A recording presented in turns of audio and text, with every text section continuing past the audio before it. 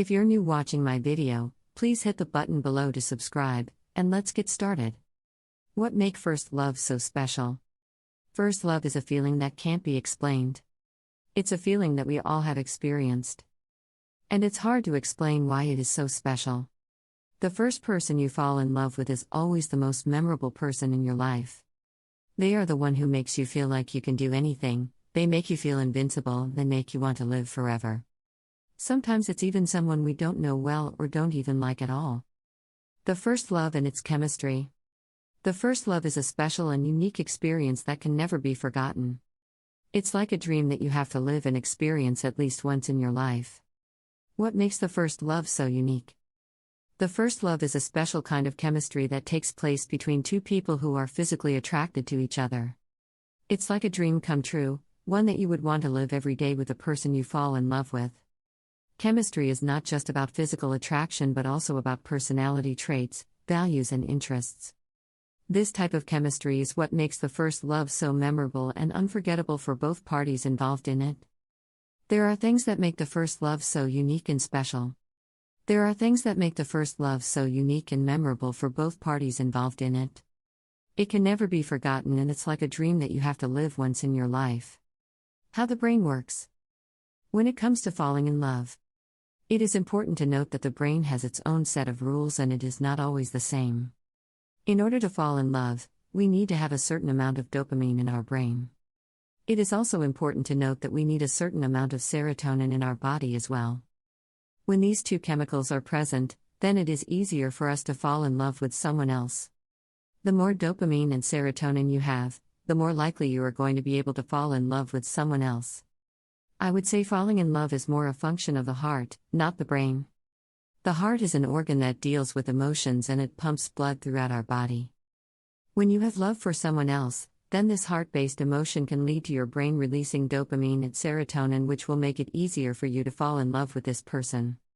There are two major factors that affect how much of a person's genes get passed on to their offspring: the number of children and the overall genetic diversity in the population. Love has been described as a feeling of intense affection and personal attachment.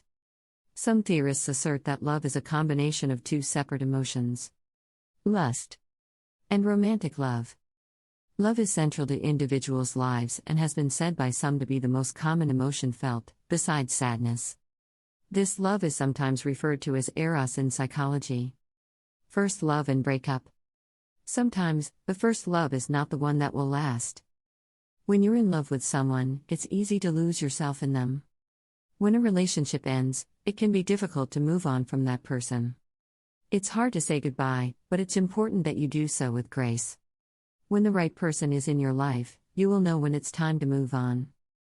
The good news is that you're not alone. It's important to remember that there is always a happy ending and that one day you will find love again. Sometimes when we focus on what should happen or what's in our head, it can keep us from seeing what's right in front of us. In the meantime, here are some resources to help you get through your dating journey. 1. Single Parent Dating. Let's Talk About It by Darlene Lancer and Krista Mazzucco. They talk about single parents who want to live well and date well. The authors share stories from their own relationships so that readers can learn from their experiences and start conversations about dating. 2. John Malloy in his book The Guy's Guide to Finding a Girlfriend is for those who want to know what your next move should be. He offers advice on how to find lasting relationships with the opposite sex, from online dating apps and online dating sites to the art of participating in conversation and finding common ground. 3. Dating 101 by Jodi Picoult. The author presents various scenarios, outlining what the stakes are in each relationship and what different people might do. First dates, first kisses, family and friends. She helps people to have a better understanding of social settings when dating. 4. Dating 101 by Taddeo. This author eases tension with a comic strip. Her work is informative and lighthearted. 5. Dating 101. 5. Dating 101, Don't Leave Your Online Dating Profile Unused by Abby Wilkins. This author helps people to understand the importance of keeping their online dating profiles up to date for lasting success. How does first love affect our health? The first love is usually a big deal for everyone, but it might also have a negative impact on our health. The moment you fall in love with someone, your brain releases chemicals that cause feelings of euphoria and well-being. This is the same feeling that drug addicts get when they take drugs to feel good. This euphoria can cause people to neglect their health, which can lead to physical and mental problems later on. People who are not in love might be more concerned about their health because they don't feel as good as those who are in love. People becoming more aware of their health have made it easier for them to get healthy and happy.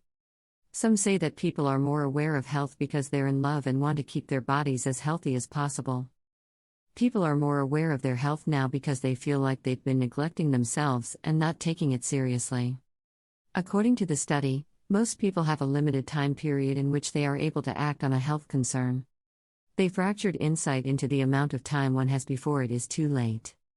This could be due to new findings about the status of one's health, life expectancy, or a change in their lifestyle.